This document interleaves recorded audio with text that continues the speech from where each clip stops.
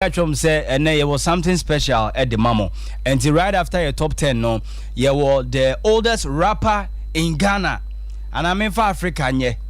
Because me whom Africa hanyina me whom rapper just ni age no any Papa K Fosu ni age no pe. And mamema the oldest rapper in Ghana. Me pacho wumba Facebook bra wumba YouTube honso abra. Aha, obetimi so ahwe ewo decoder no so Sompa TV na wo hwe the oldest rapper osan so singer. Aha, in Ghana. Yeah, just say enya agro kra nti mamema Papa Kefusu Akwaba. Papa Kefusu Akwaba. Yeah. Bibia boko de. Boko na muso. Nyame adum. Ene de ye bedi nkomo pa o. Okay. The oldest rapper in Ghana. Papa, kan ho asem kakra che na mamanfo ehun age. At the age a uguso a wo ye music, wo ye raps no. Na ye nti nkomo bra wo sha ase ene enema mienu miensanti a asat now. Amanfo enshedante won kan no na ye ndi nkomo kakra. Music de say. And you deep part the same. Kwasi for Sudua. And him for now free. Okay, me free ebra kwa abre. Pacho ya na wapeja oni na mai kakra. Me free ebra kwa abre. Oh, okay. Antwa side ho. Oh, all right. And can music no history kakra onyum to no e free asase e ba no kan ho asem kakra che music ni okay. Me sonwa na me hu say no me kura me was a talent no bet. Yeah. Enam ne ma bi ni akwantuo ne. Okay. Nsensem bi ti atwiko akira. Edu stage bi me nya some experience bi nanka. Yeah. Me yese music no kura no nya dia me ye bet. MC wi ase no say. Yeah. Adi anyame di ama wo no. Udwane yes. To come back to haunt you. Wanya ohunto. Na say udwane free music no say nka bibi nti wonye biem. Say me ye no. Me di kan me ye say me start no me nya some traumatic experience bi a chale. E bit said na we dey untumi ne ye nche. No dey. E say nka u jai kra. Ka me jai atumi tu kwan kra. Me tu kwan ko say obi man sa. Okay. Ti me ba ye no. Adina just say na me kan say yakupon di bibi ma wona say wa anya. It will come back to haunt you. Yes, me dwunu ho no. O say me try na yes me ready. Ebe ti me start ye de enche. Okay. Ene say wo kan. Me start ye enche kra. Okay. Na bibia mbu abam because of share currently me gidi say bra wo sha ase no na enwom to no different kakra. Anase ma me mbisa enwom a wo di kan sha ase ye no obekai bi a kire yen. Obekai bi. Ebi ne den. Me kai bi bet ewo ho bet satan no na me nya boafo the most yipa ne say me nya boafo. Okay. Me nya boafo satan na hemfa na moye moye sen kwan ben so na mo fa ye recording no. Satan na analog time. Be ye ben ho asem na ye kan. Was 2002 2003 there about no. Oh, okay. Okay. And I'm tempted say me ba out.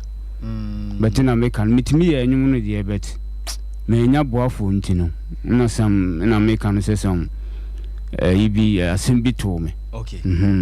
Okay. All right. And the man you know to you know the ntimi am out to cry wo ko me bo 1 2 3 bi wa cry bet ntimi am onum say platform we a platform kese pa nipa dodo no a ehwe wo ma mu tie so etie yan onyuma odi kan de ba ya mobobo bi wa akra no akra for ehwe ebi wo ha be kai ato kakra o be kai say ampa sa papa yi new sa bre na di be na yusu kefu sunu na na yusu enti enwum no be kai bi o de my freestyle kakra na ye kan nyina na ya na one hwe obi njindi say make us the oldest rapper in Africa no obi wa ha won njindi enti my freestyle kakra na onwuma wo de aba no so ye drop bi wa ha na amanfo hu talent ekutaw eni hia say nyankopon de bibi dua mu a utu hu na mountain. Okay, Bini. So kwa waria bisu frise bisa fonira kwan. So kwa waria bisu frise bisa fonira kwan. Me sim me ware usi you. Ma kan tro papa osi you. Ma kan tro mame osi you na kontan swa peneso. Wow. And this time no. Okay, na hip life on. Go we ko ye old hip life style. So that time na hip life na trending. Okay. Na me pese me say won say ne ye nwum to no asesa kakra. Na wo ye say o ba back no. Bibia mbu abam so we bia na enne no ntimi ne enamafo ne compete. Bibia mbu abam sa bibia ma utrim sa. Jabi because me am still na no yes I have the gas. Oh, okay. Timu say music you meet me I can make all sorts of music. Okay. Okay. And it's a ne ye ka say bia musician ben na unya no a obe feature na pa hwan.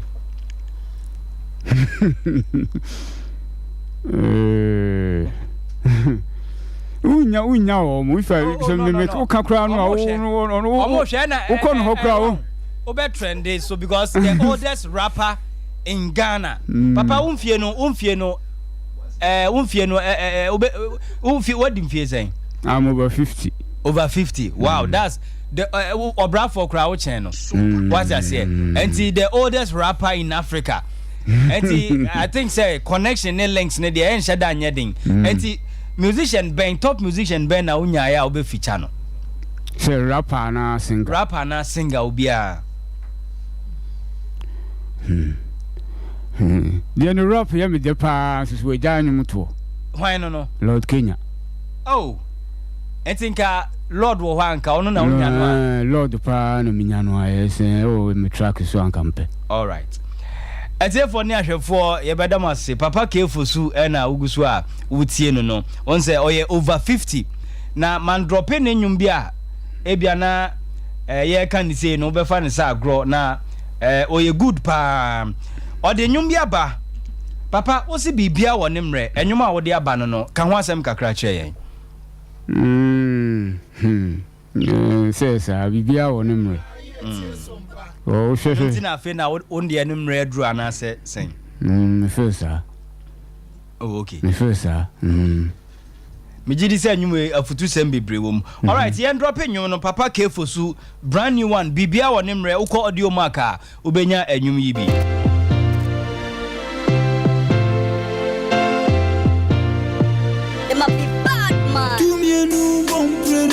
Bakwi hain bakwi su entia denti krana eya mudia rewo say iska say yawo misi sun kwa men swade jaya junjun bebebe frisa rewo kum sunsun obi dia jen mudia onya obi na waya osenka fona siese bibia onemre dumsio ke ope frisa obi na waya ensio babe jaito madu fochia danija atibia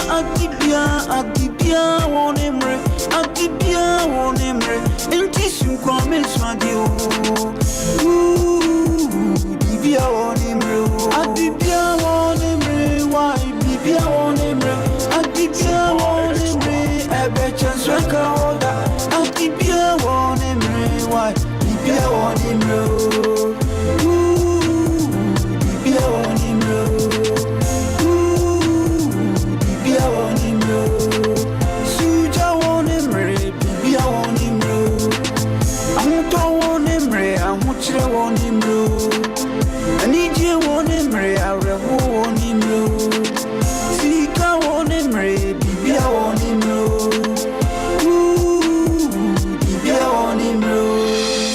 Bibi obianka se wonemre bibia wonemre pia banon ye kon high tech so fees cost nothing good comes easy yase wo hono enna hokwa ade de bia so abonye wo ho e demanded 27 years na so abubro kosua ensaida of prison beye o mampani Sikanti Senipan for 1 year, and Mane, how I am a river. A Quibisia Maju for Chia, Kumbesia, a class day by plants. Kanye Wono, Yamama, a tutum passa from Kanesi to Oshi. All right, so the oldest rapper in Ghana and Africa beyond, Papa K for Sue. Papa, on your net the pow. On your net the pa. Na, obi a wabwa ma uye ni mawe nyinana. Dabiu. Wana uye bibia. Ana mi bibia anti. Minya obi anka mepe. Asamo, okay. I mean, him say producers name managers be 8 you. Because the oldest rapper in Africa there, Enyagro, and Onyuma wo de ban so there, Abawum, Bibia wa nimre, Adibia wa nimre. And I met say do me no bom prenu. But then my freestyle kakra, my the boy ya to kakra che na yenhwade. It's all by raps nswa. I'm singing. Do me no bom prenu, ba ku ye han, ba ku ye sum, nti ade nti krona, eya mudia rewo say yeska. Say ya wo Mrs. Sunkwa me suadie jaya dwindwin bebrebe frisa rewo kum sunsum obi die chen wo die onia obi nyawaye osenka fo nesiese bibia won mre nusio twan ope frisa ensunya meye ensio ba be jaito madu fo chia danija adibia won mre adibia won mre enti sunkwa mensuadio bibia wanimro Adibia wanimre why bibia wanimro. Oh, nice. All right, managers need producers be 8 you can be sure na yeah sorry so. So be interested in music no or with me contact me. Okay. I'm available. 05500 13407. 05500 13407. Okay. Or contact me I be na bibia o bia. E to jiri say nyum no bebre wo mu a unya manager unya producer obetimi dia ba. Oh, nyum no de bebre wo. All right. Mama ma ye papa akwaba na baby ofri wa enso dwumadie hu do enti abribia na ya na oba be kan ye ho. Minim ono wadi nyuma chiache enti minim say o bibi obeka chewa papa. Yeah. The oldest rapper in Africa, Papa Kifusu. O se jumto na ewonimu. O ye se nko onye. Nso ade anyamede adua mu no se wanya ebesan be hantew. Enti wa babaka emfa on ni age o san ye music no minim se wo asemika tre na. Ade me yeri se na chiatie fo na mi nhede nim no. Bema. Yeah. Ya be na wo start ya na we no ya be ya. From say 2002, 2003. And a century. 2002, 2003. No, dear, in cherry. When you stay one holding how bit me. Okay. So when you need sao. Was he over 50? That's so being 50 when you need. Yeah. Na ye industry nim no niam betimi akonkan anamon be futuo be na ade be ma no a betimi aboa no ne redim no nya ba so nya we papa okay producer papa okay now mama engineer no director ya okay and you know betimi akọ nanim all right so because say no time kakra na me say aka mu okay to nya time no a am say no ano all right Medasi Papa gave us I think say boys I can be bro no nim industry nim enyum to otiase wadi achiache na answer na be mo akono wonyum ba ku bi wa na no I say controversial song kakra eno no beti pay na no pay ne yeden oh say yes eno so san ye drill cra o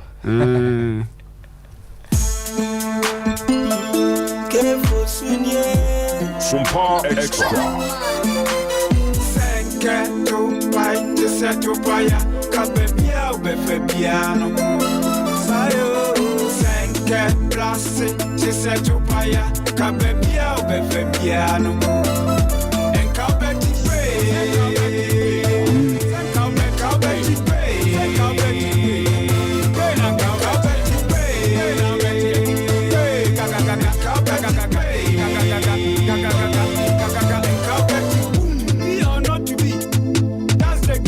expression. The eyes of much has come. I Caesar, but not gone. Cowards die many, many times before their death. In the Sompa abundance of extra. horror, only a fool is thirsty. Impossibility, says Napoleon, is in the book of fools. In case you never know, now you know. All heads don't know. But who's gonna tell them? I'm careful, I'm Gonna tell them. VDVC, I came, I saw, I conquered the stars. I'm slippery, very slippery. Slippery, like Long John Silver. Wisdom, They say it's better than silver and gold. just a word, the blink of an eye is enough for the wise. I'm cool as Coolio. That's like Marco. Brown, 1 minute. And then I say, where the chair back room. where the chair back room. Okay, wait, So, you know what did kind of the Okay. Ocas air control, you know. Aye. Calbert, William says, I'm not here been a 2 year. And got a Jaffa baby. I tell you, whipper. Oh, okay. Because the walk canoe, it will move back to 20 million when you need 20 million. Okay. So what I say. Okay. All right. All right. Come on.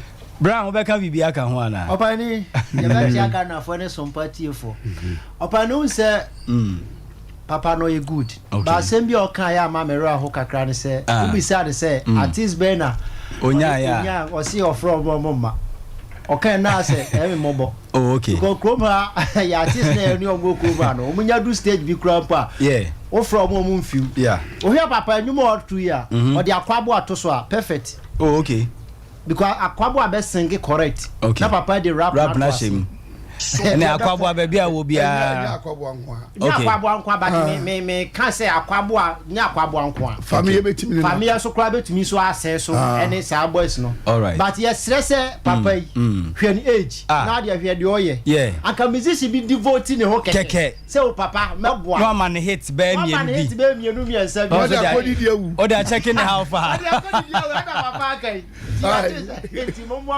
All right. But where they may suggest to me and my papa or my henny. Okay. Oh, yeah, money show. All right. Maybe I'll be fine no sponsor. Is it go on my hene ya do bache and manage no? I have some right. no nya money phone I say artist me I say this is funny. Okay. Now come mo papa. On my hene hwe it me did say. Me pa me papa na mo yeah. Yeah. All right, TI. Feast. Yeah.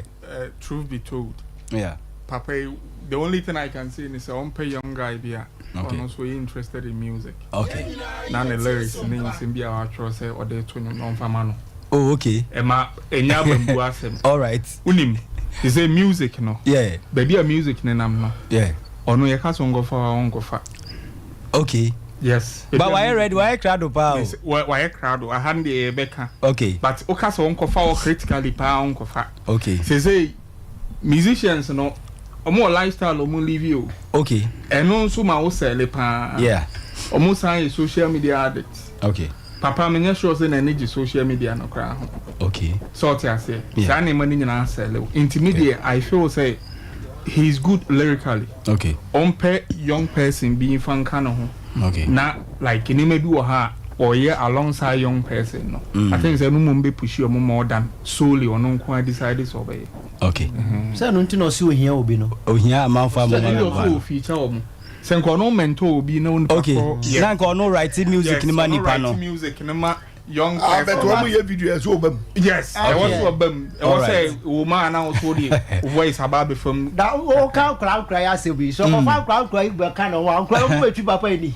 Asemo. Betwi papa daddy. hey ne also phobia with my team. All right. So Calbert pe nyum ne dey in fact ma men drop PBM. Ma men drop PBM. Sompa extra. Senketo pai te seto paia kabebia obefabiano sayo senke place te seto paia kabebia obefabiano enkabeti pe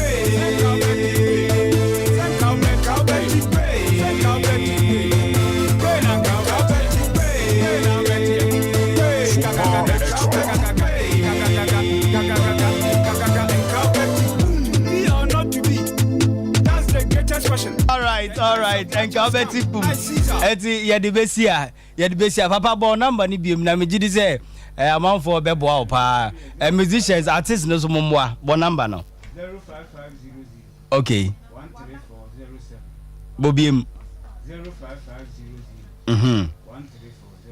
All right, you better say waba dwumadi so na ye de mpaebo etawachi se nyankopon beboa na senia amanfo aye cobra omukọ manim no ye behwe na watwe ba komienu achi na papa wonso so wukọ wanim saa.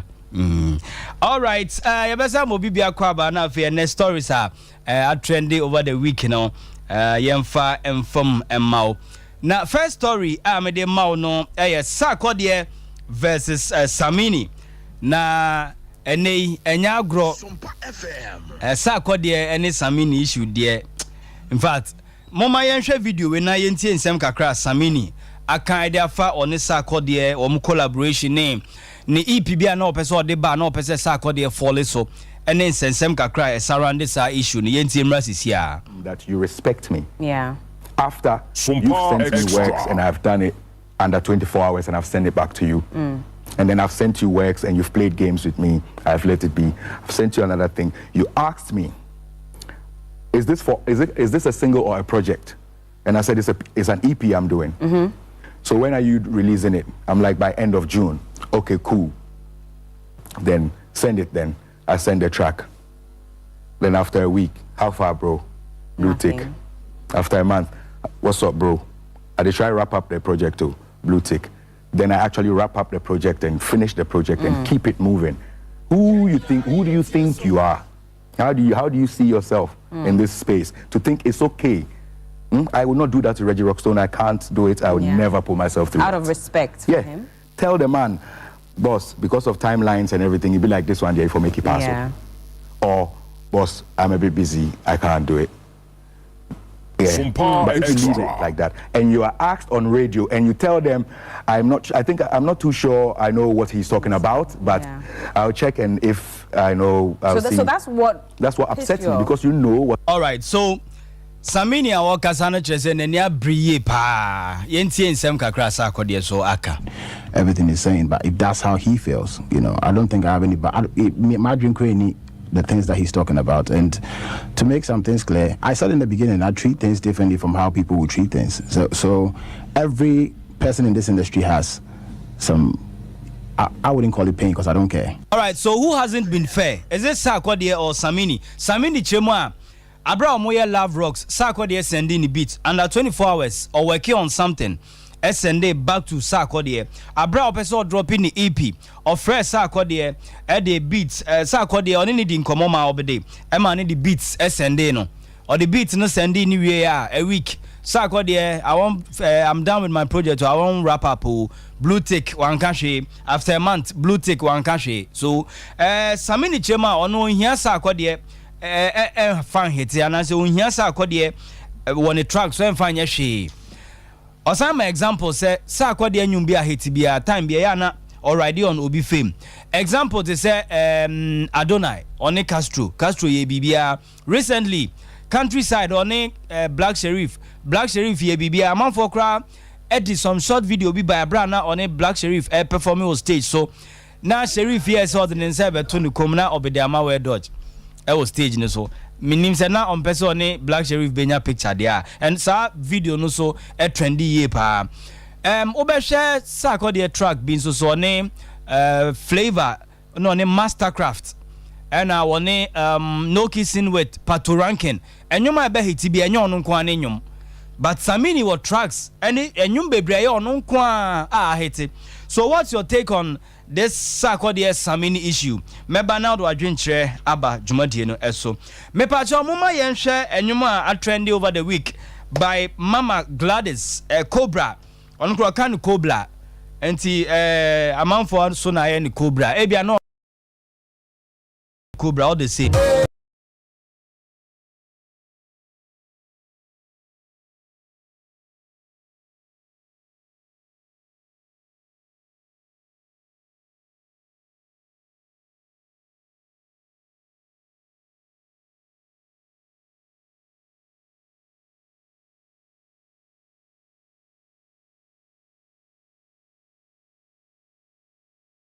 The other born Kesipa Joyce Blessing Victory because from vocals, from the beat, the lyrics, you know, you go in for Joyce Blessing. But Yenshe, from nowhere Nyumwe released about 8 months ago. Shede abeye. I think that the whole world will be a Cobra Hansem. So ya pesi who says no in a song. A dear amount for what should we go for? Is it the beat, the lyrics, and as a voice, no? Because obiti Nyumwe at the first time, Obeka say Nyumwe the na why na the voice I style be beat no so Obeka say we the George Forrest, Obeka say nye Don Bassi, Obeka say nye Nasi ne the keka ho, enye emoji. But yensha de enyum no atimi aye. So what should we go in for? Say open nyuma the nyuma ebetimi a trend there. Then I was here is it the voice, the lyrics, and I say beat no? But man for so comment on mame no nsim gire no I think say no so atimi abo apa ma enyum no atimi akonenim. Enti we see a question eda ho because no doubt say Cobra enyum no obeka say it's not up to standard. And san obi beka as comparing to and as compared to PCS Star Joy's Blessing or Hima Mercy anyway. Na Nyumwe yenhwe enema kakra atimi a generate amount for so e de ye omoniema yenhwe sa video we mrasisi a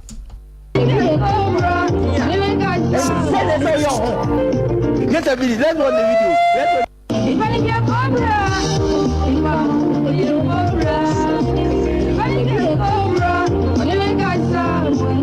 na enyum no hwe video no na hwe behind the scenes na to say cameraman angaza o ye Cobra papa because the way our mama no minim adwen ba director ni trim say won say wo mo peduase da pa na otimi ma obi ma me mama Gladys etimi kwada aduase wo mantam dua no timi say cameraman angaza ye Cobra wo mo na o mugina akire nyina ye Cobra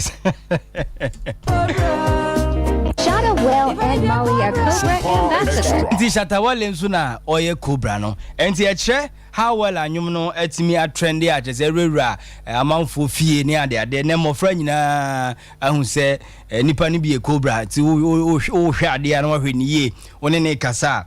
Now I am very careful. Me pa cho mama National Theatre and na ye papa wa ha. Ye pesi ye hu the impact ana ohawa National Theatre na chese aban entumi maintaining ni yie no etimi dia ba ye movie industry mu because ye can see say abra na amanfo call National Theatre no yen kan okre na TV endorse wo Ghana enti edu weekends obi ade ne family e call National Theatre na o makọhwe o mani so ade by na TV bebre programs bebre na ekoso munji ndi say eno na ka ho a amanfo interest e wo National Theatre ma ba fam ne mom na enye maintenance no ana mo hu ne sen mensa otabil e de aba o say government wo ma anya de in fact sania wo mantimi am maintain National Theatre no in fact odwen ho ana eye ne ya because mre bi atwam wono ankasa timi ne family omo kokko concert a chese na eye very interesting and so boaye womo eye transition from this concert to TV no na chese ni nyina boa ma amanfo enya sika kakra amanfo womo nwuma womo ye konkan no ne nam so aja ko mu ne Santom Judas mo mutimi de ba TV so a chese ni nyina boaye na nansen National Theatre no free ho no ha drink kakra because answer no we be graduate about TV so no na ya training on National Theatre and to show mo a omo share sini na se first na no me very good because omo active stage so bebre na enye camera nim nipa don kra na omo twa na enye camera director ba ko na me enu bi gina akire enti eno nso so ewo ho na ye bisa eno fa ba bia besties amanfo ka besties we ye me bestie we ye me bestie na akwa brochie kra dia na no their name and sense bia abayiwa bi e de baye we dey asareboadu na betimi a chechire mu ye na abayiwa ni chire mu a osom koye secret party bia o baby na name for say omo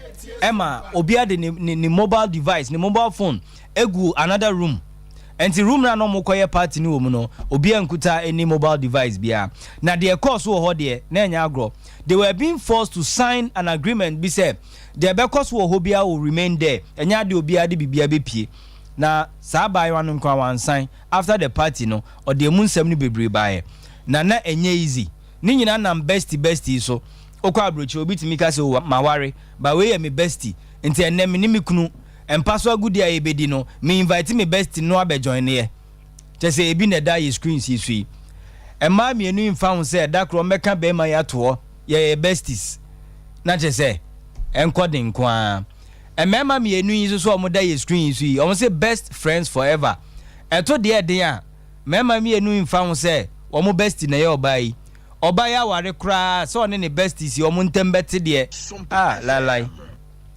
eno sa no be ma no ye mistake na otu kwan na akocha weba no na bestie ni si ufie ho kama unhia no na omo ye ndamfofo dadawo enye no waba wo beti o muntam ne ya pa alright enti ensam kakra ene ye bedwindwini hu nie ya ba fie ma me ne Brown ensha se as usual Brown akwaba apani mejo so jane de ya na otena soro auto to jano amamu mu nsem ye be ne den yo ma yam tu dia kakra eno anu se one put in pan phone dia tosa ombe se niam bibiri o ti ase omoni tu ase o ma na ye timu no niam anye so kwa benane o si maye so am run about ya wi interchange no mo wi kanam so omo bu amanfo niam atu agu kwa ombe so mo so entertainment ne yanko all right ma yema be 5 to 6 minutes na yentio when politics ni wura mu kakra so boy one crop yes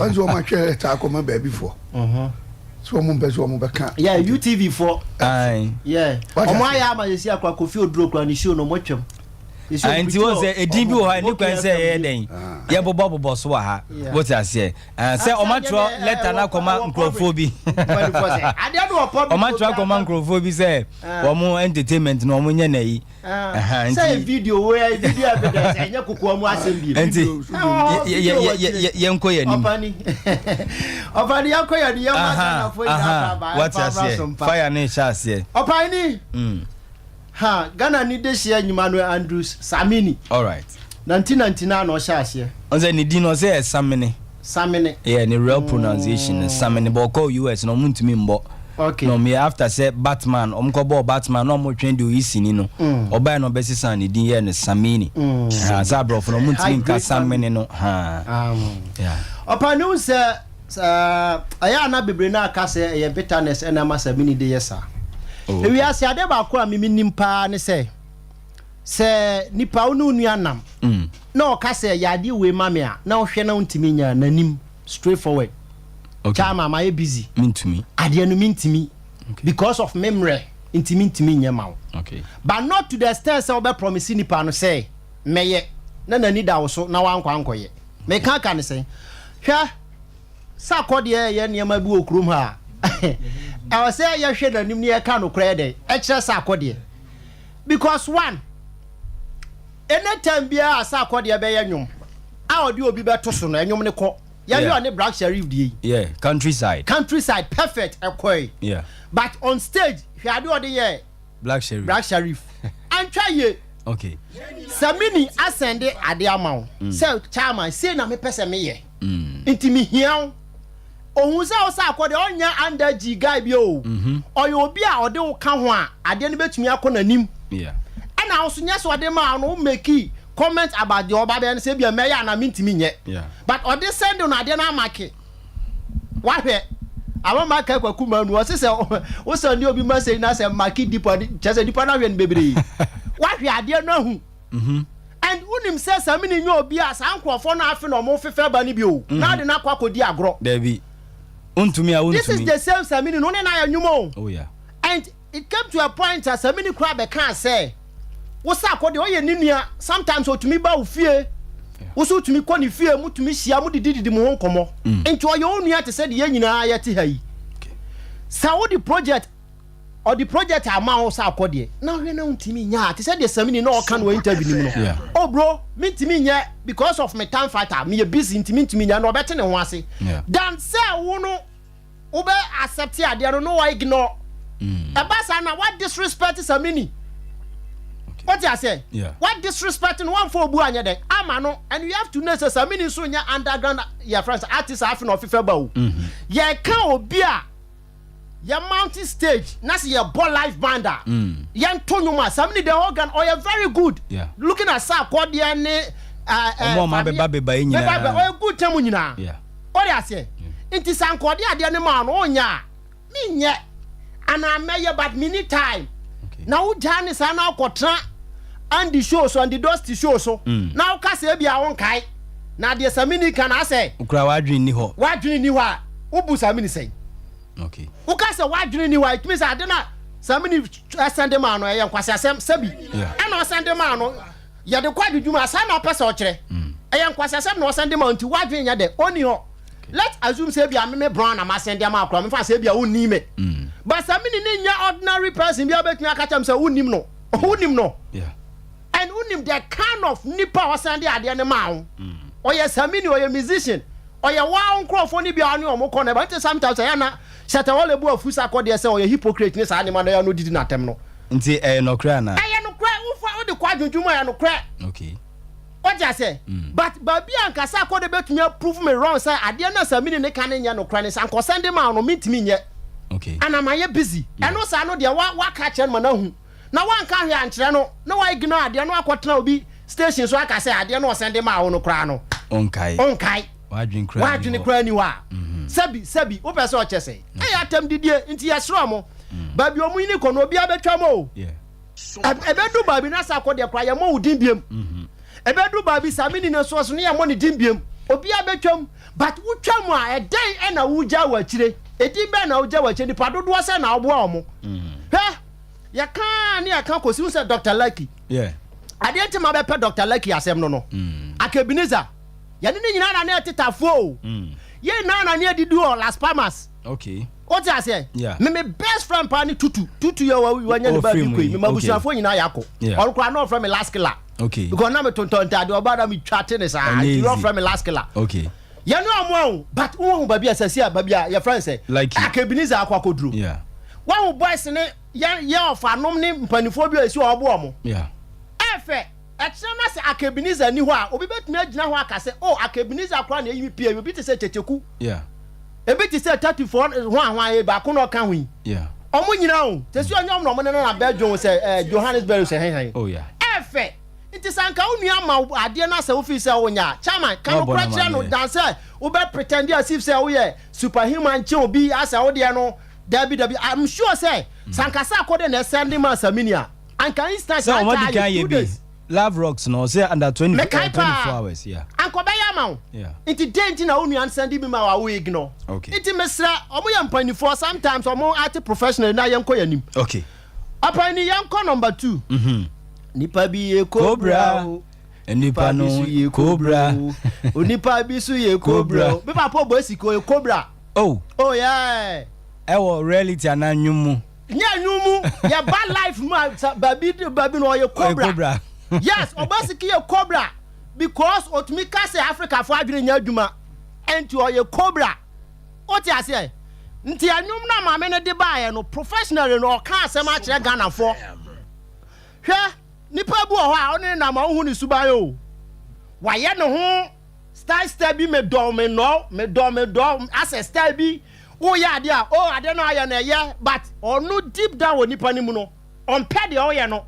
enso ntumi vomiting out say minua ade o aye no mempe o de ase enti nipa ni ye cobra anyom ne de anyom na de back out saying the first time no me tie anyom no the last time madaf bu otaf na me need di ko my friend the game na me catch and say chama anyum me tie be 8 months ni o but obi ko kate cobra ho no e da na aso mo ye omusa cobra sign and who's a starting free TikTok yeah e ho na trend in starting free yo yeah nti me tie na what say YFM4 ne other stations bi no ebobo what I say ba nipa de e bi e cobra obasiki o e cobra because otumi hwa Ghana fo anim kasa Africa fo nyina eye moa nim nyansa yenye nipa nti ono ye cobra nti nipa ne ye cobra nyom no obasiki ka ho okay yanko mensa otabel any national theater opani hwa atofo aye ne omgu krom ha omoka ho na kro ne sai no ebinom okay omoka ho e na kro ne sai bebre emu be 80% eka ho e na kro ne sai aden because president beat so there omokasa yet ya na professor Mate anyansa fu Mahama time. No ntetiam. Yeah. Ebedu Akufo Addo time president time was say adoni oye ne letter. Ochre. On kasa. Okay. Getting to 8 years after papa na who say national theatre say. Ke bi afi na adwun abaso. Nyatwom na kan e bi no. And even national theatre is the only project I say okrom ha. And not the only idea I say okrom ha. Niam be bra past president no ma ba ko ne ina ye say crow from market. Yenchemu ha ye a pro. Okay. President Kofo na ye yo. Mahama ba ye 1 feet hwim watwam. President Kofo Addo te so. Onko ompo onfo na ni kwa nkwo hwe. Watwam. What I say? It's national theatre no kwa but me bisa kumase for say mo national theatre na president ne promise mo no ewe. Esi he e bi omo fa ho plan. Chairman. Yes. Ha. Ya nipa da se ni tumi hwe ni nuanim enka no kra nkyere ni nua. Enna ma ya bre no. Oh okay.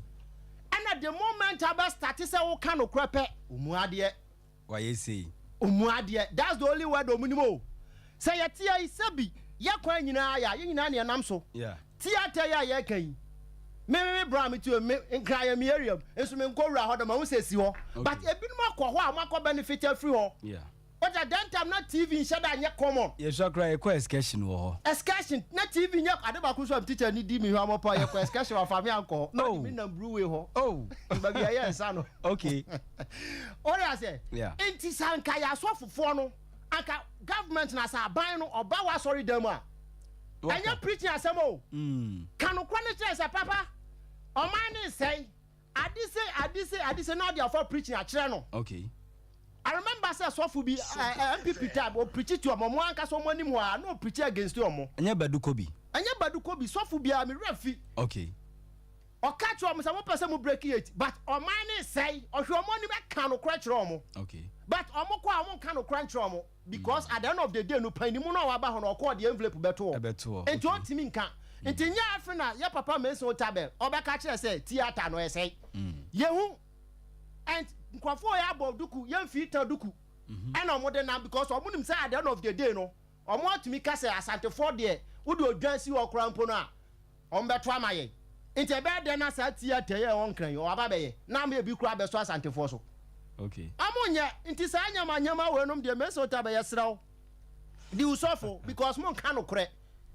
Asofo no obi no mon kan no kre inti oni ni sofo nyo no be ka che government se bibi se government no nim. Okay. City TV for interview no say oni ho ade obeba no aba be yo mani Hey. President ne kan abra mo koye special delegate for mo vote you know. Okay. Sa no kan o si ono de ne mra so okwa ade obeba no aba be ni nti de obeba no omra na national theater no me nye me sa hotel e na oba be ka kire na Brown wo bestie me and I'm in for esinka ho onzo wasre hey besties bestie only about the tino ye be or yes me bestie ni be ma o ya oboa. Okay, bestie crowd wo be chire me sen kroma ya ti media me bestie no ay ade a me mempe wo wani nje ho media me mempe bestie obi oni mi bia se bestie hwan mi bestie ni ma bia e ma no mutaya sa o. Okay, ye nua ma no obe so ne be ma bi adamfo a o se o mi bestie oboa ne mpena wafa na koka ho bestie na chese sen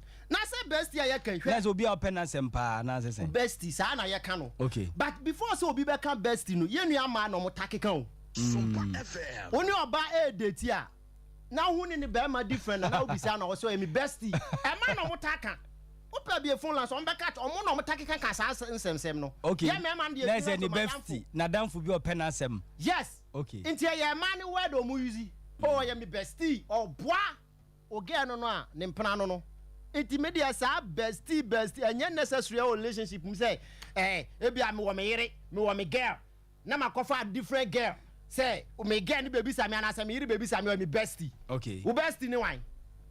Okay, bestie ben oboa hwehwem wan hwehwem o obi ba ji girl na ye hia o mo relationship mo enye necessary. Okay, because omo say niema. Okay, the moment abeka say we your best here only be ma biti mfa say 2 cities no nyama we there wakwa your best nti no be oni ne be hyehye ho ana bia oni ne be dwen ho. Oh me guy ne kroma me 2 cities oye me see oye me say. Okay, we be say your best ka say esua Eso me ka say no so ni opolutu adwena no so bia ne guy no kwa ma no 1 cedi. Okay. What you say o? We ka so me guy ne ma me 2 cedi say mo ame nti sa dia say me friend na kan dia. Me ni kwa koja abako na obesti nso ne guy ne kwa o ma ne bi. Okay. It I think say sa bestie ni way me bestie hwan no. Emwa. Okay. Because the moment I start to say who date you are no. Ukunu oyere eya wadamfo. Okay. Oni na say oni ni share ideological differences bibia mu. Okay. There's no way say my sorry I come feel say me come me bestie ho. Me new date now start to say me come me bestie wa. Me jealousy ho because me tia me pen am for sem. Okay. Madam for your me phone. Madam for your me laptop. Madam for me adwuma me ye. Oh are so oyere na me ye madam for. Okay. Because we start is here namfo sem a obi be say wa de. Okay. Anti sa bestie na o papa ni. Emwa me da say. All right, me da say na maba ye papa boys ho na ye tie ono nso na dwenchira wo efa ye stories ye ho. Papa ma ye ntie o. Yo. The omni say Samini ene sakode enkomo no. Ya de bia wo mo said the omontam city na ho. Yeah. Tambia nipa mienu muhia ayesa awarefo. Okay. Ba ko be kofom. Na ba ko abasoro. Okay. Nti wo hwa Samini nimso no na epanyini. Okay. Nti ono no wosoro. Yeah. Ana opese sakode ekofom. Sakode empesa ade no. What you say? Yeah. Sakode so wa dwibi woni tim se wo tam aye dai. Atwam. Nti se obi dwiri sa ma wa sa nipa kro no wontimi anka ankyere wo. Okay. Sa ade na ade ama menye. Sen ko ntimi nye nko kan ka very simple. Ana make no wontimi anka ankyere no. Okay. Ade na mani nipa boni ye adwuma. Emi ewuni se oye nyatwem. Okay. So okay. Yeah. Edipa no wo hwe ye no ono no nwum no atwitwatwitwam. Okay. Ene wo bebo. But wo do fa so we sini ama ene wo kan kyero sisi. Okay. Wo ba bia nipa bebre ti. Enti na je Samini nwum na nanka o de ba no sakode ni hu ni se eye nwum atwitwatwitwam. O hwe a kyere se nipa dua no atwam. Wonye current bi o. Okay. But sa kwan no aso na Love Rocks sakode e wo send beat command no amoye ya e fire. Ono fi se no ono na okura hit no. Okay. Ndo ono de body awaboa. Okay. But to the sakode e tribu no. Okay. So the brewa waboa. Okay. Onto the enwum bi ma akura bi. Diamond na enwum no ye politics. Yeah. Kwame Eugene. Yeah. Wa ma akura na nwuni se a political song. Yes. Okay. No ma akura do to nwum no. Okay. Owie no koye the rap. E shemu. E de koji ni sika. Yeah. What you say? Yeah. Enti se obi a ono no. Wow. I say ono na oye current no. So ye obi bia enha no. Okay. Sankrofo no. So ko jam ba bi no mpese obi ba ho a. Odi abro. Okay. That's a sakode e dia bro. Yes. Okay. Yesini ni kura ewom. Okay. Obi wo do mo a wo yesini a obeso friends e bebo aro. No wo atwa bia ma no. Yeah. But wo twa bia. Enam se odo na ye current ni nti no. Ontwa ma wo. O frɛ no a wo ma. Wo ma. Say di pa ba ko ni ko jon kansa. Sa not here. Sa not here. O twa sini a opese obeboa no. Ba se wo twa bi na frɛ no a wo ma. Minti se wa boa sini ni bia da. Okay, mi so minti bi da de. Esu tambia no. Ono fi se wo ye super. Ayi binti. Na so no ye superior. Ono frɛ wo. Okay. Nti wo afa se o eni wo afrɛ me ama me nkotwa bi. Okay. Nti mi sumi ye bi ama ye dai. Me frɛ no. O frɛ no a oma. Okay. Nti wo mo a o ma hu se o te sa no. O frɛ bi no ma bi no so nya dai. Emma. Enko. Okay. Ama se kura no. Wo ma no frɛ mo ba ni nyina no eso te. Ama se no. Sini na wo ye no a o premier ni nansen no. Cocoa season no. Onti man fa na mangum. Okay. Nkwai no wo ye no raw. Sas bia di wa. Omo na mu odua. Okay. Omo sini ni mu. Okay. So what I say, nipa bi wa sa no te enti sa akode eni kwa se we man Samini e man ha no so or try different person okay now we jai sa akode life man because sa akode no yeah we ye nipa bi a ni nya atwem na no odene okay na no so eye de da bi se nya nipa nyina na ye wo wiase okay so what I say yeah sa akode e na obetima friend say we cobra okay rare cobra oh no brown what because and said you oversee yes okay response no or the bema okay but a rare one okay now is a cobra response yes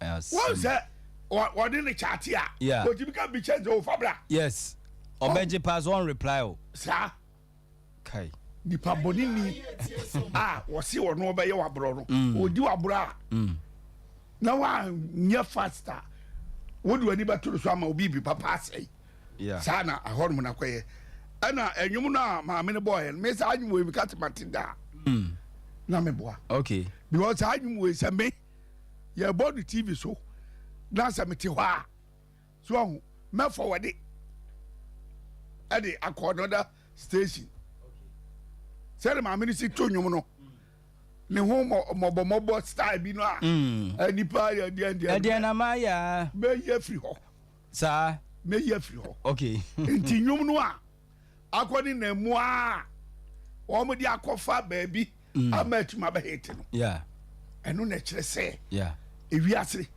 sɛ time no o de ɛmɔ ɔtɔ afa wait sɛ saa can't me masade because we enyanyum Sompa FM enyanyum we enyanyum enyum na we ofie na TV e bonyum wo ya wo be ka se wutie enyum yi dabi mi hunu ya me ye firi ho mi hunu ya me ye firi ho enyanyum so ati ase okay so wani na mu a 8 months na nyum no be wo si abesini ko and go TikTok for that woman wo mu dia ye we nu ama abere a trendy ama say obi a ka ho asem akra wo mbusa me ho asem mentima ka hwe wo be ka cho say anyum no me hunu da okay enti me ye hu interview bia emwa minya okay me pa dia be ya unim hu ansem na ukoka okay wo me history man enti minim bibia menka okay sa okay mensa otabe papa ni ye mobo nyina ye tie Sompa ne ho ye mobo wo ye me mobo oh adan wo mu yi committee say omu nkosi national cathedral national cathedral no ka ho eti sa ta bru wo mu ni adwen be se sa so fu na obi wo mu ni nyina no nyame be tuo mu nyina ka se ombe ma wo mu se de wo mu nyumate omunyuma pa no mo ye no adi adwen boni na wo mu tiri mu sa no obi a wo sa yi no so bia no me si nyame be tua de ka okay national cathedral ye diska kogum se se o ma si adru hi wo mu si dai sa na akoye floor level no mo ye no o ma wie ana o ma ye na underground me si sa wi no ada ma ya na mtene me kai pa e be tua so e ma wo wiase da Jesus on free so okay on free so na obi de eba no nipa kro de normal one say or Jesus sponsor said you know wo ye no mo Jesus sponsors ni kra mo be di okay sa na man for ke kan mo Jesus sponsors na mo be di because we ba ye mo di okay dia hino covid sika no sika ya de mema wo mo enye no bi no mo de toto nura mo de wo mpane no dabi enura kwa ya de be sade be bebre be che ye okay se kura nura kura de aba AC4 ni ade egu ahodu ma wo mutimi nyi ya wo mutu kura da no bokwa yi okay taxi a wo de toto so no nti wo mutimi nyi edi pa body sem ko ada gana o mo ye ya ye nuro no so taxi de da so so okay eti mensa otabe a wo ka theater sem ni theater no nya no nko ana asai okay national theater no so o mbe kodam no okay esan say obi ani ho wa adwen ho eti say uhunu wei na so uhunu say obi president bi ana education minister ko ye dempo we tourist ayiro ka so mu besi bibia ujimu say wo mu ni adwene wọ́n pẹ̀ sọ ọmọ yẹ adìẹ ni so ọmọ ní hun nim deẹ. jẹbi mi wá jẹ sẹ asẹm náà yà ọmọ kan ọmọ ní adwene wọ ọmọ tiri mu o. ti sẹ adwene a yẹ de dwene. they just drop paper work sẹ enie bẹtẹ adwi paa yẹ de dwi sẹ nipa no ọmọ ní bi. adìẹ ni deẹ wọ paper no so but adwene no a yẹ de dwene adìẹ no ho no. ọmọ ní bi because mo wọ wọ ebi ti mu maintain no. okay mo sọ mo bẹ yẹ foforọ. akotwa. okay. adi aso abọ fọm. culture center. okay. first grand kam ko eri ko foria mo ko eri ha mo de nenam saa. papa mi twa no na cathedral ko mbesi enya ayi for judges for dine ena om ko buru so. eja bebre nya om ko o om sa judges for dine ni dine. ah say ese om eno so possession eba so eti o man we ru say the city ere na wo ka say bi crop room market crop from market no enye kufo de sie tie ni ye kofo ko jisika 2001 2001 okay o swaye no a the first project in Ashanti region okay crop from market big ball kese ni de be si madwuma mu ho am say ade di akata manim na be kata wadwuma nanim ai u pia esuo kakaka o okay efie na ho no ho esuo kakaka okay 2001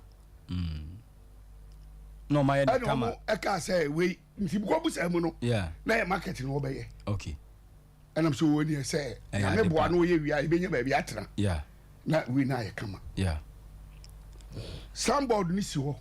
Esuo 2008 ni si ho. Ni amfa so. Me dem say wa o ma ye kra wie. Me say ya amfa so. Mofom. O ma mpanyi kofo. Wo ma wo kuma si nyina obi a ni memete ho. Okay.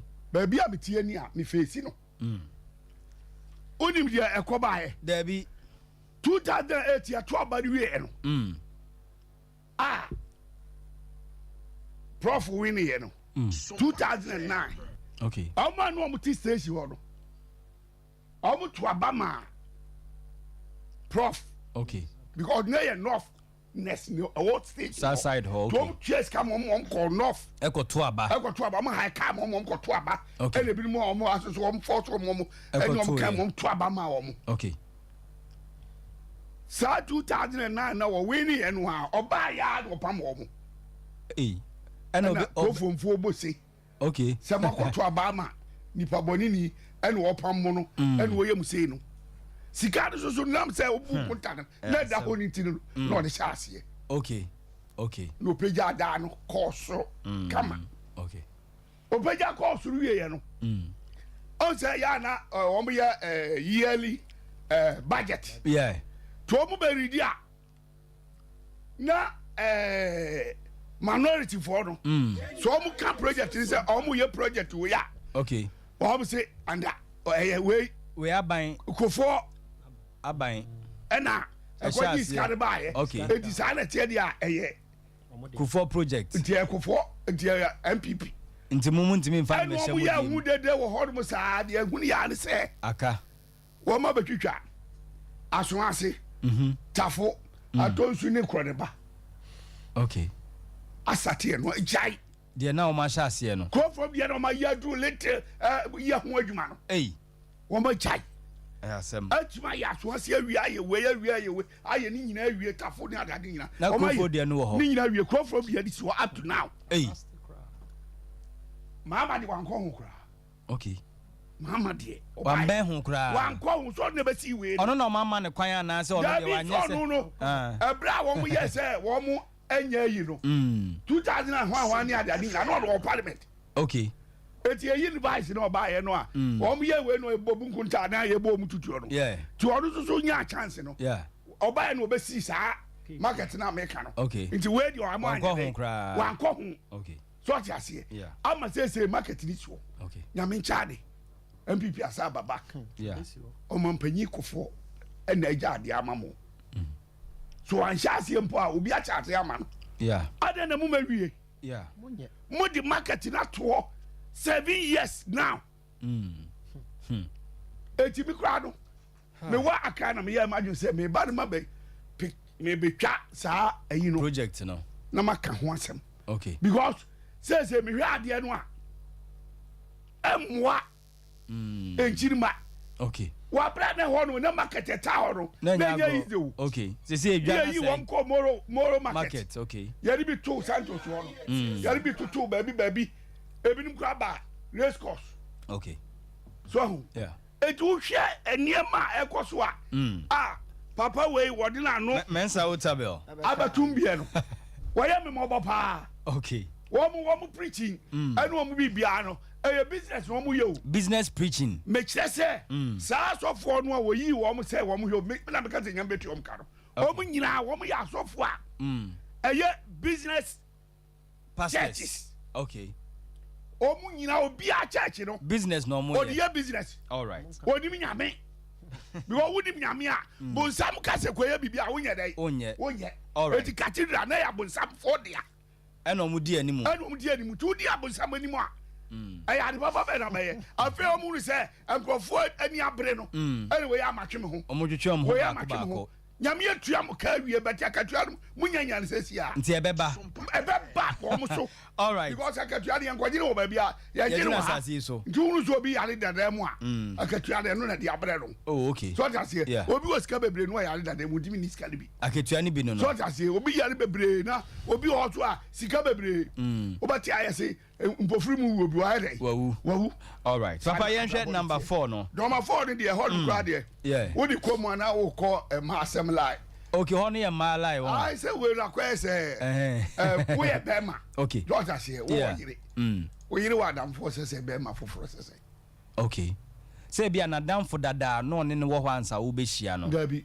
okay enti say no mo abreso ade bia ba ma nyansa kakra ba mutirim okay enti sa nyansa na ese mu yusu say wo be ware a yeah na mo shaka wani wia na say mo call them na mukodi dia dia friend honeymoon a ebra mo honeymoon ase no yeah na waka kire wo yire say yeah sesi ano dia ye die yeah yem pese ye nyina ebeja ye be father for ni ade okay enti enipa esa wo frɛ wo mo na wo mo frɛ wo no you wo mo list yeah na fatoya okay chip no from me okay ko flash ayinu fakotum ne flash okay abrabono stati okay what a hormone no wa be mature okay eti won pe problem bi anti no wo ba no won pe problem okay because oba de frɛ wa ehu bema de frɛ wa enyehu because bema de business nti okay ana bible no amosu mo ka no wasam no bible no so aka kyerem sɛ koye adwuma brɛ okay oba no okay etu yire no ye adwuma kura no a eni kwa sɛ ye sa serious business connection no okay pe business ya ye some kind of private business bi man no ebeboa okay ma oba wo yire any mema embomu nkoye adwuma okay na say oye secretary obi so just we a personal assistant ne ade okay eti sa we nu de se mu phone no mo de ye adwuma na se mo kate ho no a sa besti nu ema okay because one ni bi no e breaki ho okay so just say sa de say all right ye better say na yakọ TI ho na yetie wono nso na adwenchwe na ma tiefo abam ye wi aye ne Florence Kwache ebetwetwe nkomo wo dwumadi ni so TI ma yentie o peace yeah mechia abrante bi ye friend ora TI yenye birthdays ne prekwana no ye wi oh okay Michia Branty be a friend Ura. Baba no. Oh, okay. One Bismarck. Okay. Michia Mona and the man Choma Adion Bayman. And I'm Michia Enoch so Enoch. Michia. She's the first story I'm Pesameka. Samini Nessa Akode. Okay. Say music. A occupation, it comes with a lot of ego. Okay. Ego kesiye music mopa. Just say me who big. Yes. Because so out fancy budget so sa akode. Yeah. Fancy budget so samini. Yeah. Sa de no e raw mutrim. Okay. Say obi owo ego pa or try so or reach you on phone and also send you messages. Not on reply or it said the oldest word they try na come. Okay. Very painful. Na so who say na guy we had na me friend na on fa. Okay. On pick me call. Okay. Na Sarkodie has attended Samini's show as a fan before. Yeah.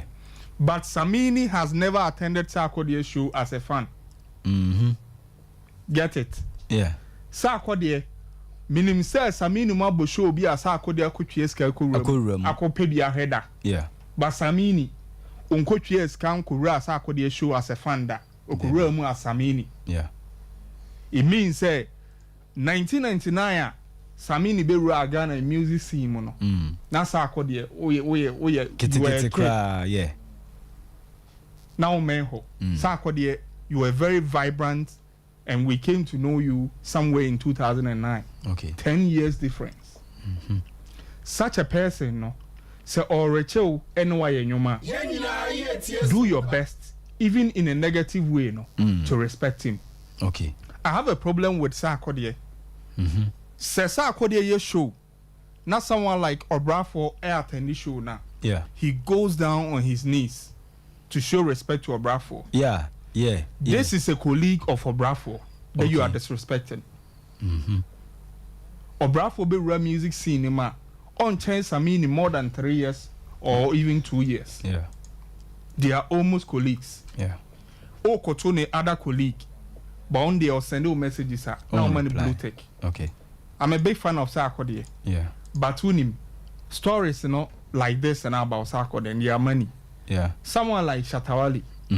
Also on this Sarkodie ball dance or commando. Yeah. He wanted to do a video with him. Sarkodie de kukwasa ene ochina sa wanye video no. Ohun yi no. Na Sarkodie akọ banki W ho. Akoye video of Pond the thing. Yeah. Wama Shatawale attention anye video no. Yeah. Someone like Aibe them. You the craze. Yeah. Time a ojina ma ofre Sarkodie ma na feature no. Yeah. Ene ete won kapa Sarkodie. Yeah. Till now Aibe them odasudi yaw. Because also Sarkodie when he tries to reach you on phone Huh. Someone like Abodam Kaukese, he also came to lament about the same thing. Yeah. So Opeso Richard Sarkodie to have something to do with him musically. In Kosiaga. Sarkodie person or go through the manager. Yeah. He doesn't have a problem with that. Okay. But me who as a brother, me who as a friend. Yeah. Would you let's have a little discussion before say me go through that process. Okay. These are painful stories from colleague musicians. Yeah. Minim se nipa mi no adanse enye ntro. There be. There's Samini Kano. Sarkodie should pay attention to it and stop acting the way he's acting. Okay. One, Momodi can reach no. And he spent less than 24 hours to give you a reply. Yeah. But onu here ono. Udi wechi mano. Unim musicians no hu. Omutimi disi omani su say this year I want to have an album. Yeah. These are the artists I need on the album. And do ye ni nyina no e time frame or day. Okay. Time frame no. E bi asa akode de no. On na e bi someone very big or beba me album no so. Okay. Let me give him like 3 months. Okay. Say me di benya no na me na wie project am pesa me na ye. Okay. Obema period 3 months is even enough for Samini talking to Sarkodie. Yeah. Obema this period for a very long time now you know it caused a lot of damage to album no person and even the time of person the years had no. Yeah. Me, I've always said, say, Sarkodie, aside AB Adeobe Yenano, people tag him as the greatest rapper Ghana has ever had. Yeah. And me dispute this, I don't know. Sarkodie is not our greatest rapper we have ever had. But Sarkodie is our most successful rapper. Okay. Okay. Sarkodie is no greater lyrically than Obrafo. Okay. Sarkodie is no greater lyrically than Lokenya. Kenya, okay. But in terms of success, the people were feature, numbers are wenya, awards are wenya, shows are attending. Yeah. Sarkodie is there. So in terms of being successful in rap, he's ahead of anybody. Okay. But being the greatest, Sarkodie, you are not. The greatest, okay. All right. Now, let me come to this. Beat, voice, lyrics in music. A beer or party play in music. Okay. You can't downplay any of Sani Mayama body ding na. Okay. You want your ma a beji ding because of the beat. Yeah. The Lies of Porto by Stoneboy. Okay. You want Adibia Putu. You have your friend. You want Adibia Stoneboy Kokan. Okay. Okay. But the song became beat, a hit because of the beat. All right. Shatta all in you be a friend of freedom. Freedom, yeah. Okay, 2 words. Freedom. Okay. Beat, no. And a man you know be janan and answer pan. Yeah. Now artist be a friend is Ziggy. Yeah, Ziggy. You say waiting. Yeah. Or be born you be. Beat, no. Then for the co training. That time not keep fitness and a man a very vibrant pan. Okay. Emma and you know because of the beat. Patapa and one corner. Yeah. It became popular because of the beat. Yeah. Now let me go to lyrics. Okay. Time as I called the person or reply Yvonne Nelson. No. Ghanaians were not interested in the beat. We wanted to hear the lyrics. Okay. And some now can you PCAT. The same Sarkodie when he wanted to reply Shatawali. Yeah. My advice. Yeah. We didn't want to hear the beat, but the lyrics. Lyrics and then any PCAT. Okay. Until lyrics so Emmanuel popular. But we have artists that they will give you voice, they will give you beats, they will give you lyrics. Yeah.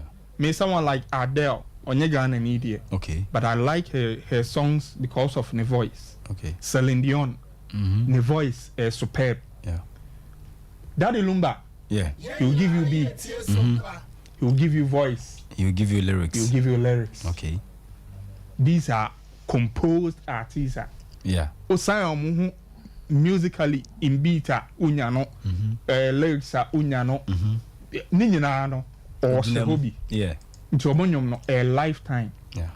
This week na me tie na me pekojo ntwonyom bi pa but na me nim nyom ne title or twonyom ne kyerɛ me. Okay. And fees when you listen to the lyrics of Sanyom na kyerɛ me na a whole poem. Okay. A whole poem. Akatachie Ochame Kwame group in your friend say Achiame. Yeah. Omubo nyumbi. Mesana bo. Rap omuye wom no. Your era no obi anim to. Yeah. People loved the lyrical content of Sompa. Now it wasn't about the beat. Yeah. Inti woman way yeah. Your era enyum be trendy. Not because enyum nede. And I say, but people can make fun with enyum no. Okay. A bit mama nako. To who's a fan in the mind. And the last time I told one artist here. Yeah.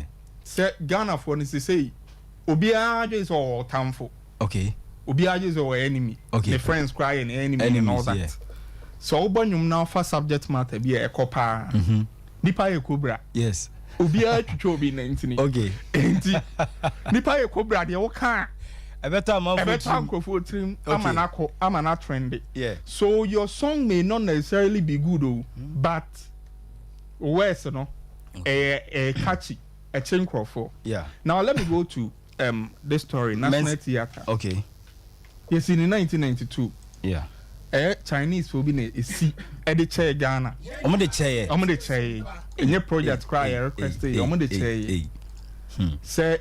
Yamfanye events, okay. Music, ne acting, ne sa ne mano. Na ne capacity about I think 1,490 as a time almost see. na unim Ghana you cry ye need interest be bring or entertainment. Okay. I tell you 3 major events and our concerts musically into me cause we are big artists. You need venue. You need venue for that. Yeah. Recently Shatawale was having an issue with Stoneboy. Yeah. Because venue will choose for the December concert. No? Yeah. Stoneboy is what could choose the same place. And a basa just a bid. Yeah. The highest bid and a benya. Yeah. And this is worrying. Yeah. Yeah, artists no. And yes, women to me most shows the O2s in 20,000 capacity no. But promoters here. FM. Yeah. Ghana has a crown. Here, because events we were trade fair. Okay. The Dome. Okay. Me event me call is it Diasa? Finance be a no more ye. Na de me call an event no Rasta one me chiano. Okay. O my better na any mu baby pa. Na unim ade bi am hu ya mani anje ho. Debbie fees. Baby ana mete no. The people backstage ade o mo ya ansa no man backstage ni so bia no. Brown, I had a view of that. She say obi be backstage. Na fees. Yeah. Stage na obeba no. De oba be nyina no. Baby amete no. Do ye o backstage or no me hu say o backstage okay oba be say oba be say. It takes away the beauty of the Obeba stage swatchering. Yeah. So what I say? Clearly, this is not an event center. Debbie. Just here, but podium be or honum nankofa pray for me. And this is worrying. And I feel say Ghana, it is high time ye event centers a lot of attention. Near to see all these centers. Entertainment there the big revenue ebra aban bia or maybe enti say ye focus na kojina ye cocoa ye sporty cocoa ye nya timber ye nya gold galamsey ni sa na ye focus na kojina de ne so a worrying he shows you omo ya omo the chance the rapper any sa artist no ebeba Ghana in December Kennedy Japan ba no ne cousin de omo sa shows no mo ye no. I tell you the revenue generating no anyagro. We have people from South Africa, Nigeria, Europe, the Americas attending sa shows no. And to tell you it is the biggest show in Africa now. So mo ya enti I was say ye nyina ye de say trim say this is the time we need to give attention to entertainment in Ghana. Okay. Fees. My memra last story we besties no. I'm very passionate about it. So who be Brianna? Oh, me were besties. Me were besties. If I deny say me need besties, that me boy. But unim. Okay. Bestie be your assistant boyfriend. And our girlfriend. Or your boss or your assistant girlfriend. Be say fees. Okay. Bestie be or your assistant boyfriend and assistant girlfriend. Boyfriend and girlfriends. Okay. You will be a fees or girl. Yeah. Obey me the me material said a friend me. Yeah. Me him send a guy no. Yeah. I'm okay with that. Yeah. Any old boys need be in so want to be find threat because more rival. So what I say. Me. The only way I'll tolerate a bestie in a relationship. Yeah. And it's our bestie, no. So me some person me the bestie. And as all girl and so me some person me the bestie. Brown's what I say na me can say. So our bestie dia me can say untia. Yes, it's just a matter of introducing Neyere as the bestie to me. And also no so girl or no on the only introduction to me. Now me swimming fast girl no as me bestie. Because I'm not scared about my girl having a bestie. But I'm scared about the besties that I had that spoke so well of their partners, and in the end the things they used to tell me and now the things they used to do to me and now with me. Ain't bestie dear.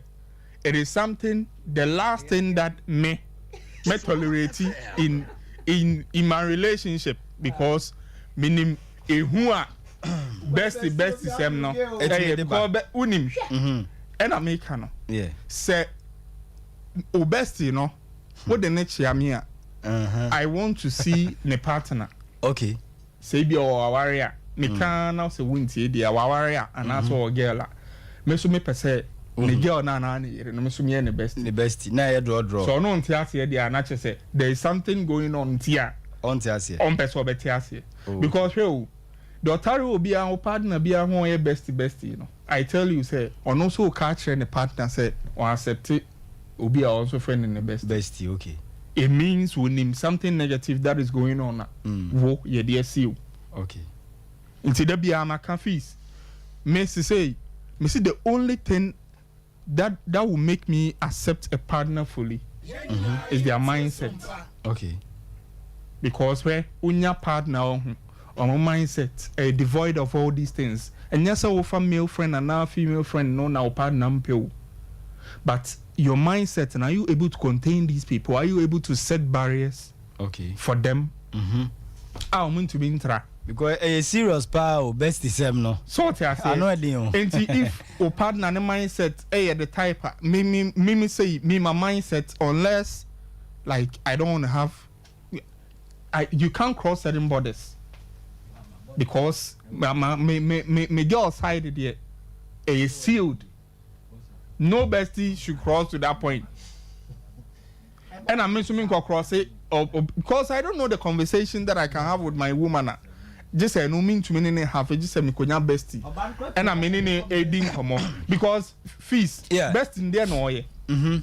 Only role bia will play. Say nipa bia wa call bestie ho. Ya yes a mobile phone. Enti unim fanesa me Nokia brown. And your iPhone. The settings are Nokia mono, different from iPhone settings. Many reasons I know the bayard it is different from what your male best friend or know the bay and ask or the bay. Okay. When I do something to you that you don't understand, I'm the best person to ask. Na me ma okay. But se oko take you obi now ko din chemu free no ha. Ebi am reason is different from the other day ma. Ebi no ko politi me material. Okay. Intimacy best is 7 there. Once you accept to be in a relationship, let all other guys and now all other women set the barriers more. Set the boundaries. They shouldn't cross certain points. There is no bestie than a partner. When you find a bestie and a partner in one person, it is a blessing. All right. Inti bestie 7 there, Mr. A be better tolerated, but me side party. Not at all. All right. Fees, mama for credit. Nipa be your cobra no. Onum say your papa your friend no Uncle Fredima. Okay. Fred Chemensa. Yeah. Ono na or produce here nyom no. Oh okay. Oh hwehwe nipa nti say me for credit man Uncle Fred. Yeah channel. Nipa be your cobra. Omo am for set record. Oh yeah for. Go be anka ma me ne de nyom ne ba no bega say. No yes omo munye bibi kakra. Omo hwa na ababe to me nti Uncle Fredima ye chia. Yeah wo Zoom call bia was here ye ne yen sister Florence Kwache Kwache Foundation and I say ministries or ye obonyum but ono ne nyum tuo no no waye na adwen se de obenya wo mu bia no onfa ne nsanka na emum ode beboa enyanka na wo hwe afini ko ne wie no sompa yenso ye sompa chede enti sene ono so helping the needy no na akohia se yene no etwetwe nkomo because afini ko awie no bi wo ni anidaso nanso yes sister Florence ebetimi amasa nipa no anya anidaso enti ma yene yes sister Florence entwetwe enkomo amanone abrochiri enowo na ne dwuma pa wodie ena akọ akiri a ehu hia se yene no etwetwe nkomo yima se waye ready a ma yene no entwetwe enkomo kakra. Hello. All right. Yegusu aye twen no ano obetimi aba homa so 0551 931 931 0548 931 931 na story se bobo so no won so do adwenkyere aba 0551 931 931 0548 931 931 all the same say Zoom na ready a simaka krakai I believe say yebetimi atwetwe nkomo say eno so anya ready a yenhwe ye birthdays no na yemfa eno so entum na ebre no de agro no eye de no na okay enti ma yenye sa birthday we Brakofi official ene any birthday enti we free Brown eho or your TV also your TV presenter. Oh nice one enti yeah ma happy birthday Gabi one all right ti yawo asamwadua dodo na friend Sir Bills yeah Sir Billy Sir Bills ima yenye Sir Bills de anyway na yeah shade Sir Bills birthday yeah Sir Bills okay ima ono fra kentebi no Sir Bills Sompa all right yeah was Sir Doris so Edin birthday all the way from UK all right say Zoom call na ready ayenko na yen samra na pictures no e wo media toto board no so dadanti hello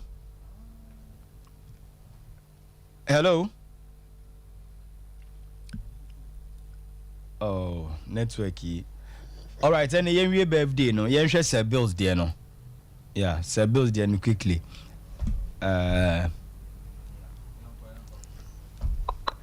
hello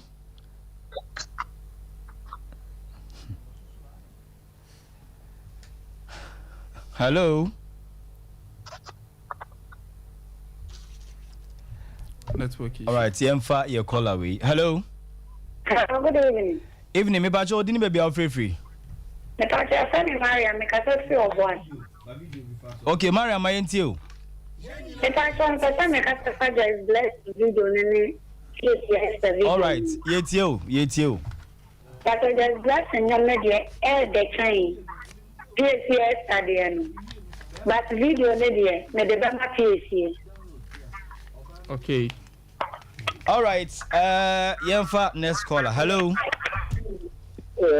me bacho odini baby akaza free me bacho me Kennedy ne je free adijama all right Ken my ntio me bacho tatra me je mbesa me tanite start there any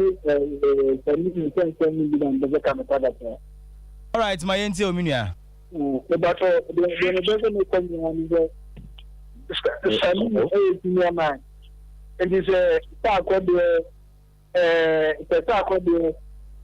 one man was not there and then who is not to have the man could send by there. That is what you see what can be doing. Oh, yeah, game time. I don't think you need someone to tell me that. Because no coin, yeah, because you know, for the time, you're fine. So, bye bye. All right. Hello. Me bacho din baby agaza free. Me bacho from Abubakar me kasa free from. All right, Abubakar me ntio. Lady time. Senior man was just black no. She ana mama kasa ni ana pa baby the point we have be a point. And I asked him to say as some of us we just you know say who so girlfriend or boyfriend or say me best niya now what for no they can't say look na ira na say what for no so say bestie no afa no say bestie say nyina oh okay so say patron tia en soja okay mate imama yenhwe your birthdays no yemre no eko yantimini yen sister Florence antwetwe nkomo yenhwe say Bills de no yaw asamadua do Donald friend say Bills yeah say Bills birthday nie na ene no edan ene de say Billy o ma location but ebe 1999 per all right be only say Billy bia from 7 p.m. eko bia 1999 all right Billy nyaminsha yenhwe Sewa Doris Sebili nyaminsha onye okese pa we Sewa Doris me cousin no oh okay not UK okay na ye mano happy birthday kan mon kan just me done pa okay e don o me ho adwen papa pa all right me so me don nyaminsha no yes so do pa yes ye do pa unfi adom nkwa adom nti sister Sewa nyaminsha onye okese waware o mamiensa oh we dey Banyeshe. Obi message or the na me bisa. Oh, he's so interested. Oh, they may magic scan of my man. All right, we don't pay for us. The Jumadi no AC. Nyankopo ya aduma da sene ye besan atwa Jumadi ni so. When you bet to us, I say ye magana fo hu say. Just blessing you no. Yeah. The same pace ye dia no. Sir. Cover. Just blessing you no dey the same pace ye start no. Okay. But video no. And our pace video no dey. Standard no higher. Eche no dey enti just blessing no dey. The same pace ye. All right, yeah, this here enti ke to party set to pay anka beti pay by Papa Kefusu oko audio mark ho the oldest rapper in Africa. Kefusu